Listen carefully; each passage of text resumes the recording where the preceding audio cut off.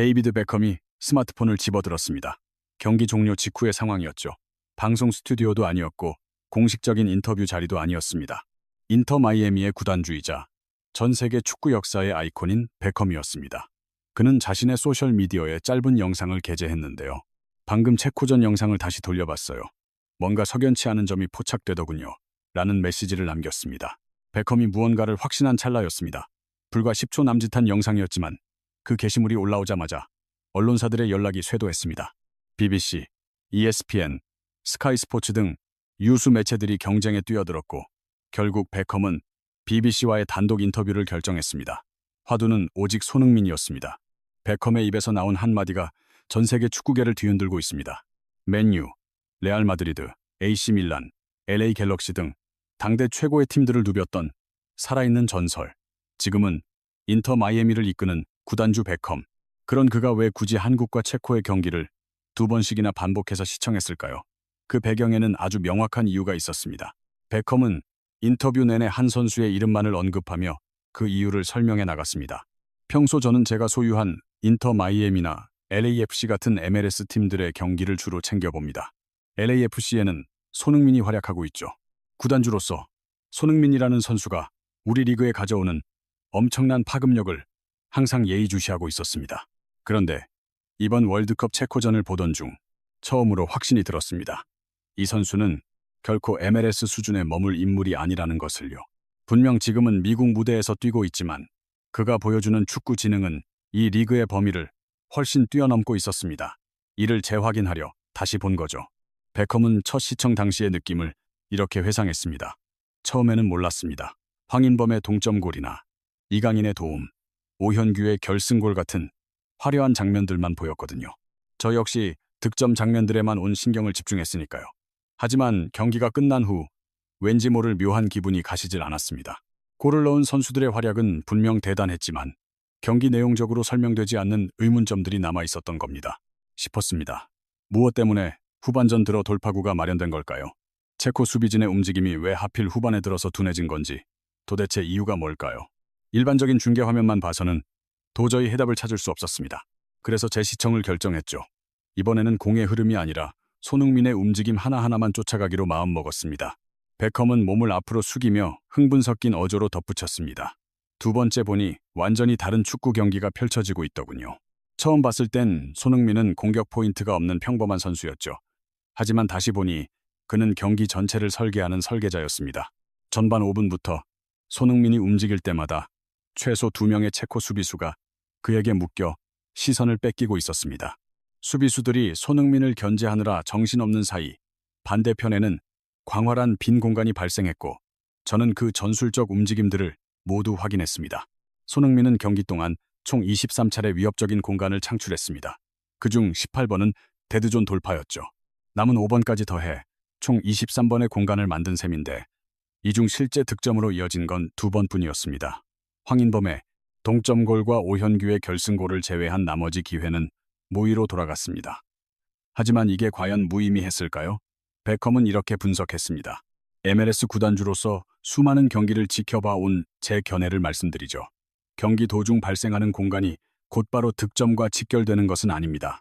창출된 모든 공간이 골로 연결되는 마법 같은 일은 벌어지지 않기 때문입니다.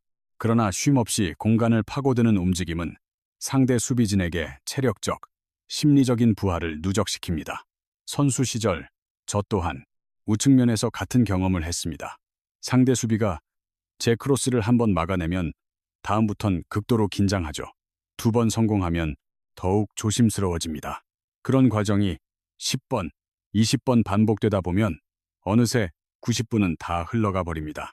그러는 동안 수비수는 녹초가 되어버리는 거죠. 손흥민의 23번 움직임이 정확히 그 역할을 수행했습니다. 결과로 나타나지 않은 21번의 시도가 결국 2골을 뽑아내는 자양분이 된 겁니다. 그 시도가 없었다면 득점도 없었을 겁니다. 모든 공은 손흥민에게 있습니다.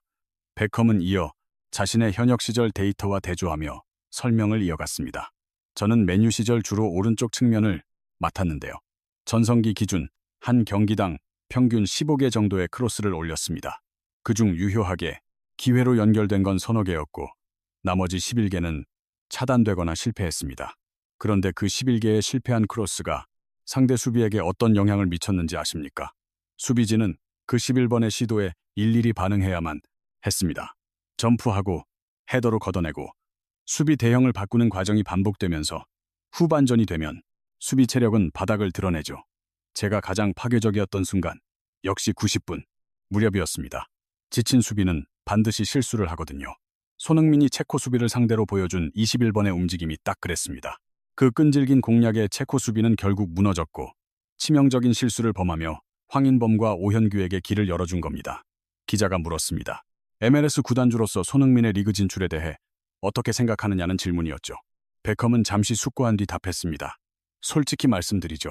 저는 미국 축구의 발전을 위해 인터 마이애미를 설립했습니다. 메시의 영입은 MLS를 한 차원 더 끌어올리는 계기가 됐다고 믿습니다. 메시 효과로 인해 리그 전반에 대한 전 세계적 관심이 폭발했으니까요. 그런데 오늘 손흥민의 경기를 지켜보니 이런 생각이 들더군요. 손흥민이 LAFC 같은 곳에서 뛰어준다면 MLS로선 천군만마를 얻는 셈입니다. 리그의 체급을 아득히 뛰어넘는 선수가 존재한다는 것. 그리고 월드컵처럼 가장 큰 무대에서 이런 압도적 기량을 증명해내는 것. 손흥민이 뛰는 리그는 즉각 글로벌 화제의 중심이 됩니다. 트랜스퍼마크트 검색 2위라는 기록이 MLS에도 거대한 파급력을 줄 테니까요. 합니다. 사실 저는 손흥민 선수에게 깊은 고마움을 전하고 싶어요. 기자가 물었죠. 손흥민을 보면서 현역 시절 자신의 모습이 떠오르냐고요. 베컴은 잠시 침묵하더니 이렇게 대답했습니다. 저는 선수 때 득점을 몰아치는 공격수는 아니었습니다. 대신 날카로운 크로스나 프리킥, 정교한 패스로 기여하는 타입이었죠. 어시스트나 득점 기회를 창출하는 게 제 주 임무였습니다. 하지만 경기가 끝난 뒤 대중의 시선은 늘 득점자에게만 쏠리곤 했죠. 저 역시 그 상황에 적응해야만 했습니다. 오늘 손흥민은 골 없이도 팀을 승리로 이끌었지만 언론은 오히려 황인범과 오현규를 먼저 치켜세웠습니다. 그때 손흥민이 느꼈을 감정이 어떤 것인지 조금은 짐작이 가더군요. 동시에 그 상황을 개의치 않는 손흥민의 모습에 더 큰 경외심을 느꼈습니다. 전 한계 없습니다 라는 그 말. 사실 선수 시절의 저라면 결코 입 밖에 내지 못했을 대답이란 걸 잘 압니다. 베컴의 인터뷰가 공개되자마자 엄청난 파장이 일었습니다. 무리뉴는 이렇게 평했죠. 베컴이 해당 경기를 2번이나 돌려봤다는 점. 저는 이것이 핵심이라고 봅니다. 처음 영상을 보면 단순히 골 넣은 선수만 눈에 들어옵니다. 하지만 두 번째 다시 보면 득점의 과정이 비로소 보이기 시작하죠. 대다수 팬들은 한 번만 보고 손흥민이 부진했다고 평가합니다. 하지만 2번이나 본 베컴은 모든 성과가 손흥민의 공이라고 강조했습니다. 이것이 평론가와 전설의 시각 차이입니다. 클롭 감독이 20번의 빌드업이 2번의 골을 만든다고 했죠. 베컴이 바로 그 이치를 증명해 보였습니다. 그리고 저는 이게 제가 평소 주장하던 손흥민이 곧 전술 시스템 그 자체라는 관점과 완벽히 부합한다고 생각합니다. 시스템은 단순히 결과로만 판단되는 게 아닙니다.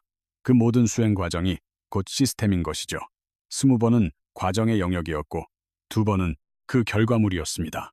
그 20번의 과정을 놓치지 않고 본 사람이 바로 베컴이었던 셈입니다.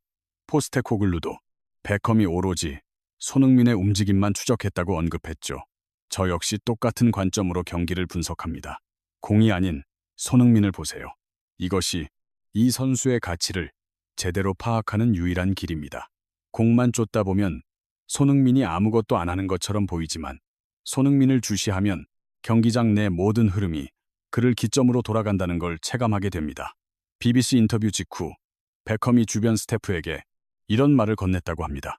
손흥민이 인터 마이애미에서 뛰어준다면 정말 환상적일 것 같다고요. 스태프가 웃으며 반문했습니다. 진심이십니까? 베컴은 잠시 고민하더니 답했습니다. 진심이긴 하지만 이미 LAFC에서 뛰고 있으니 어쩔 수 없죠.